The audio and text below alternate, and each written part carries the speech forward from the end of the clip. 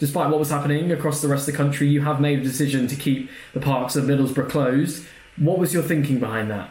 Decided to keep the parks closed because, first of all, we opened the parks some time ago, and there was a significant amount of bad behaviour that was risky, could spread this killer disease.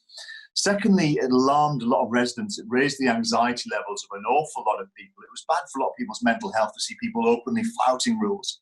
And thirdly, what we need to do, we've been identified as the country's most COVID vulnerable place by a think tank. So we have to go, I think, over and above some of the places to make sure we keep people safe. It didn't surprise me that we are deemed to be one of the most COVID vulnerable places. I didn't know whether we'd be first or third or eighth, but I knew we'd be near the top because we have a very high rate of infection. And the other things they're looking at and including in their assessment are things like general levels of health, life expectancy and deprivation. So whenever you're looking at that, as things stand, Middlesbrough is going to come out at the wrong end of that range. So we have to deal with what we've got and make sure we try everything possible to keep people safe. I'm sure you'll agree, Middlesbrough is a great place to live.